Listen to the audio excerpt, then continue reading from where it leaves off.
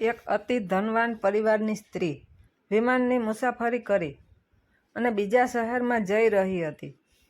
તે અતિ સૌંદર્યવાન હતી અને અભિમાની પણ. તે વિમાનમાં પોતાની જગ્યા શોધી રહી હતી. તેને તેની જગ્યાની બાજુમાં એક અપંગ વ્યક્તિ બેઠેલી હતી.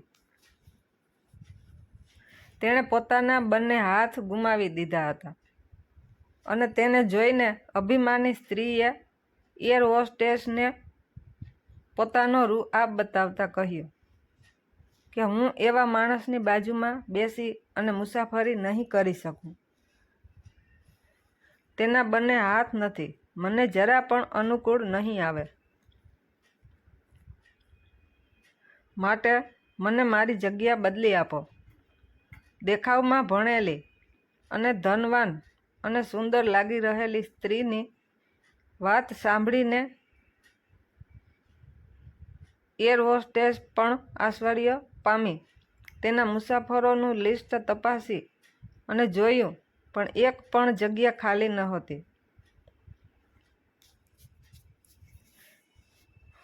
ત્યારે તેને અભિમાની સ્ત્રીને કહ્યું કે દરેક યાત્રી અમારા ખાસ મહેમાન છે અને તેની સગવડતા સાચવવાની જવાબદારી પણ અમારી છે. માટે આપ થોડો સમય રાહ જુઓ. હું હમણાં જ કપ્તાન સાથે વાત કરી અને આવું છું. ત્યાં સુધી મહેરબાની કરી અને શાંતિ રાખશો. વિમાનના બધા મુસાફરોનું ધ્યાન આ તરફ ખેંચાયેલું હતું.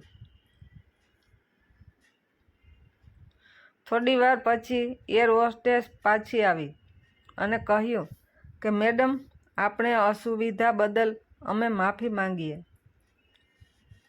અને અત્યારે વિમાનમાં ફક્ત એક જગ્યા ખાલી છે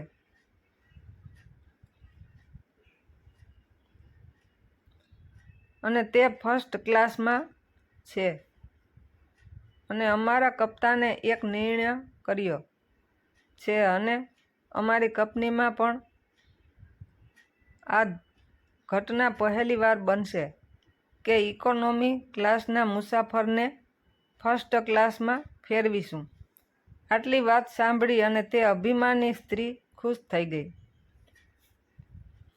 પરંતુ તે કંઈ બોલે તે પહેલાં જ એર હોસ્ટેસે તે અપંગ વ્યક્તિને પૂછ્યું કે સાહેબ, તમે ફર્સ્ટ ક્લાસમાં આવી શકશો? કારણ કે અમે નથી ઈચ્છતા કે આવા અસભ્ય મુસાફરોની સાથે મુસાફરી કરી અને આપ પરેશાન રહો. એર હોસ્ટેસની વાતો સાંભળતા જ વિમાનના બધા મુસાફરો એ નિર્ણયને તાલીના ગડગડાટથી વધાવી લીધો. ત્યારે તે અપંગ વ્યક્તિ કે જે હજુ સુધી એક પણ શબ્દ બોલ્યા નહોતા, તે પોતાની જગ્યાએથી ઊભા થયા અને બોલ્યા કે હું ઇન્ડિયન આર્મીનો એક ભૂતપૂર્વ સૈનિક છું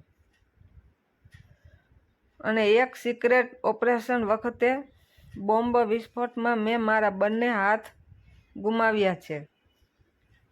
જ્યારે મેં આ બહેનની વાત સાંભળી ત્યારે હું વિચારી રહ્યો હતો કે આવા લોકોની સુરક્ષા માટે મેં મારું જીવન જોખમમાં નાખી અને બંને હાથ ગુમાવ્યા.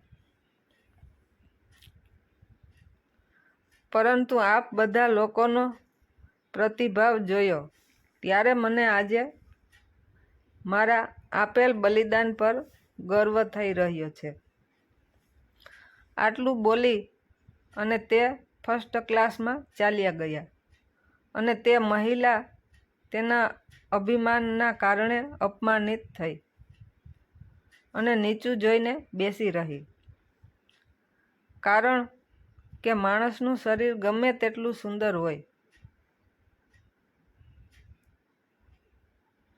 ગમે તેટલું ધન હોય, પણ તેના વિચારોમાં સુંદરતા હોય નહીં તો તેનું કોઈ મૂલ્ય નથી.